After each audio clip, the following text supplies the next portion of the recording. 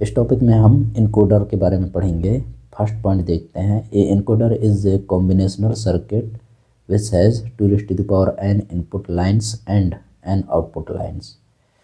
इसका मतलब ये है कि एक जो इनकोडर होता है वो कॉम्बिनेशनल सर्किट होता है जिसमें 2n इनपुट लाइन्स तथा n आउटपुट लाइन्स होती हैं। ये हम ब्लॉक डायग्राम देख सकते हैं। 2n इनपुट लाइन्स हैं तथा n आउटपुट लाइन्स है। ये क्रॉस करके जो है इनपुट और आउटपुट लाइनों की संख्याओं को जो है अलग अलग लिखा जाता है। ये इनपुट लाइन की संख्या 2n है और n आउटपुट लाइन की संख्या है। हम अब एक एग्जांपल देखते हैं 4x2 इनकोडर का। 4x2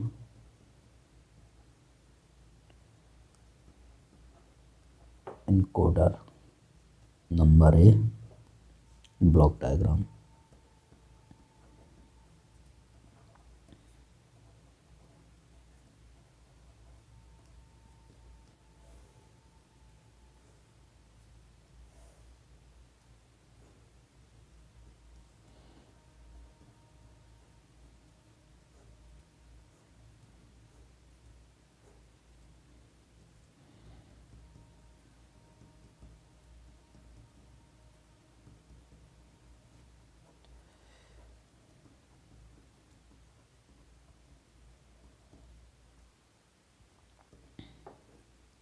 ट्रुथ टेबल देखते हैं।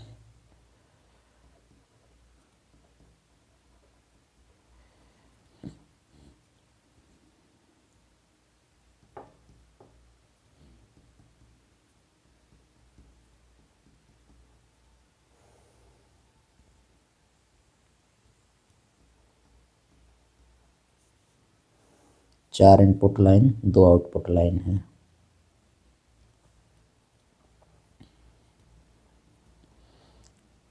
I0 1 होता है तो Y1 और Y0 दोनों 0 0 होना चाहिए।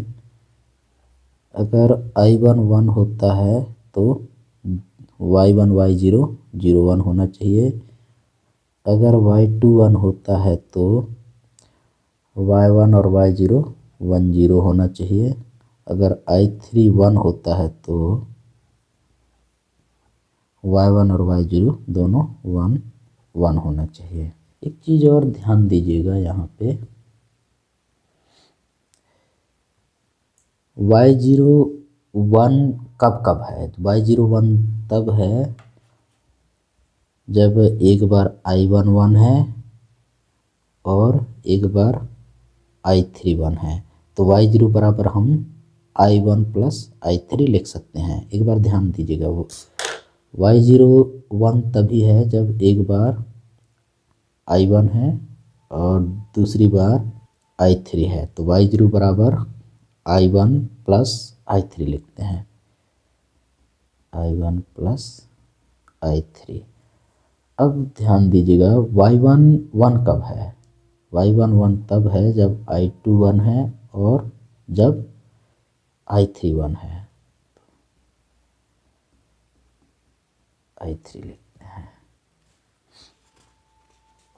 हम इसका एक लॉजिक सर्किट बना लेते हैं।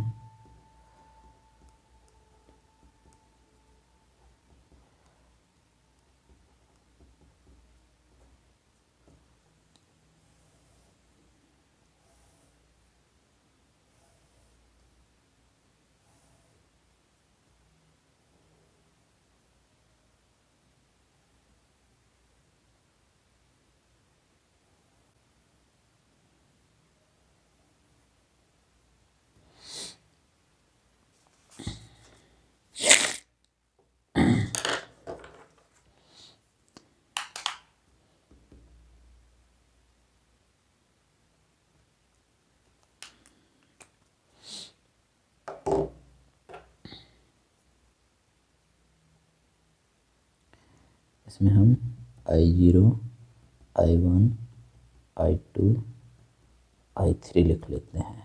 ट्रुथ टेबल को देखते हुए कि हमारा जो Y0 है, Y0 क्या है? Y0 1 तभी होता है जब एक I1 1 होता है और दूसरा I3 1 होता है। तो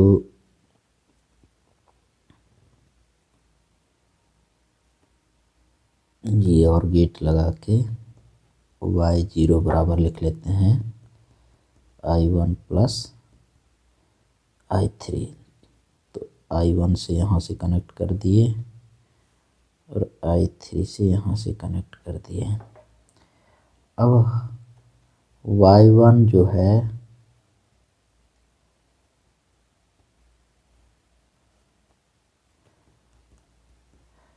y11 कब कब प्राप्त होता है, जब एक बार I21 होता है और एक बार I31 होता है।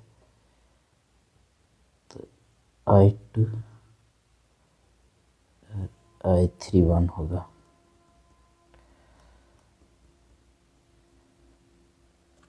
अब हम 8x3 का इनकोडर सर्किट देखते हैं।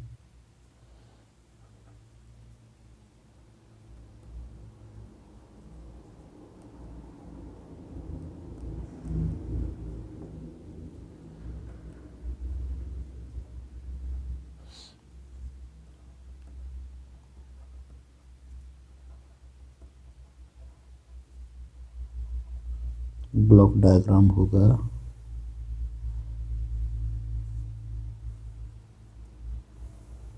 इस तरीके से।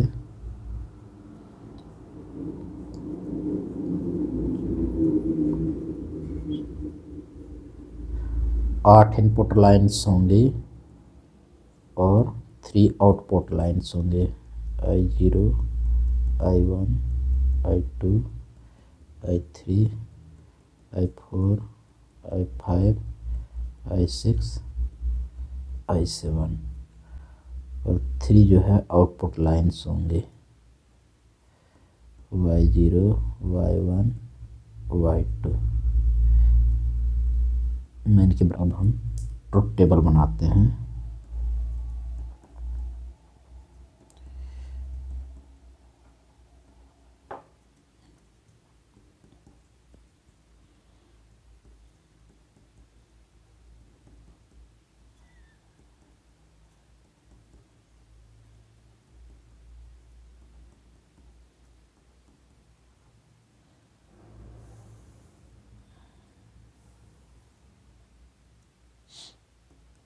Y2, Y1, Y0।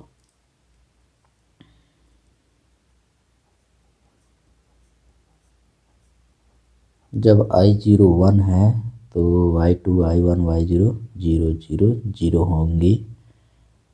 जब I1 1 है, बाकी सब 0 हैं, तो 0 0 1 होना चाहिए। जब I2 1 है, बाकी सब 0 हैं, तब 0 1 0 होना चाहिए। जब I3 1 है, बाकी सब 0 है, तो 0 1 1 होना चाहिए। जब 0 0 0 I4 1 हो, बाकी सब 0 हो, तो 1 0 0 होना चाहिए। जब 0 0 1 0 0 0 0 0 I5 1 हो, तो 1 0 1 होना चाहिए। जब I6 1 हो, तब 1 1 0 होना चाहिए। जब I7 1 हो, बाकी सब 0 हो, तब 1 1 1 होना चाहिए। अब एक चीज़ ध्यान देना कि Y0 1 कब कब प्राप्त होता है। ये 1 हुआ है कब, जब I1 1 प्राप्त हुआ है। अभी हम Y0 के लिए देख रहे हैं। ये वाला 1 कब प्राप्त हुआ है, जब I1 1 है, तो I1 लिख दिए। फिर ये वाला 1 कब प्राप्त हुआ है, जब I3 1 हुआ है, ये I3 लिख दिए। ये वाला 1 कब प्राप्त हुआ है, जब I5 1 था। ये वाला 1 कब प्राप्त हुआ, जब I7 1 हुआ। अब इसी तरीके से Y1 के लिए Y1 1 कब हुआ, जब I2 1 हुआ, और Y1 ये वाला 1 कब हुआ, जब I3 1 हुआ। I2 प्लस I3 प्लस में देखते हैं, ये y1 फिर 1 कब हुआ, जब i6 1 हुआ, और ये वाला y1 1 कब हुआ, जब i7 1 हुआ, i6 प्लस i7।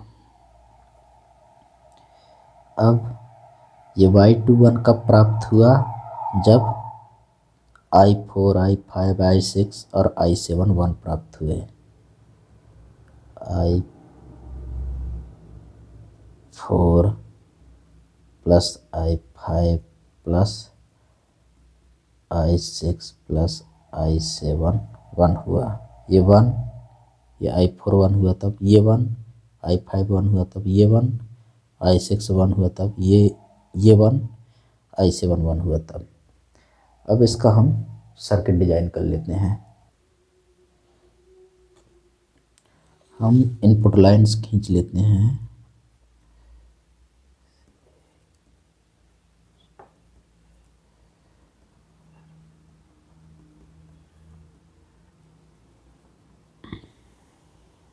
एक, दो, तीन, चार, पाँच, 6, 7, 8, i0, i1, i2, i3, i4, i5, i6, i7।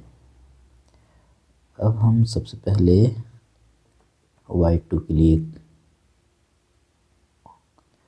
y2 बराबर i4 i5 i6 i7,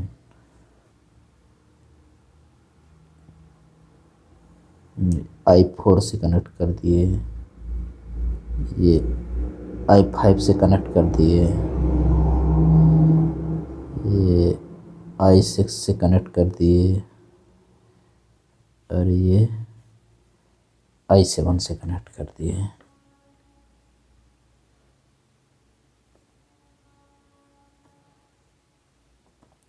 y1 बराबर, यहाँ से देख लेते हैं, i2 plus i3 i6 plus i7 करते हैं।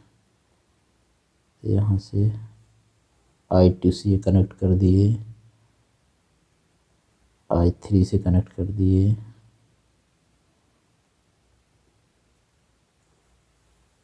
i6 से कनेक्ट कर दिए, और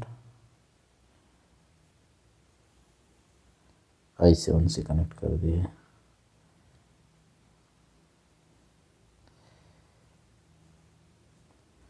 y0 बराबर i1 plus i3 plus i5 plus i7 के लिए i1 से कनेक्ट कर दिए, i3 से कनेक्ट कर दिए, i5 से कनेक्ट कर दिए, i7 से कनेक्ट कर दिए। Thank you.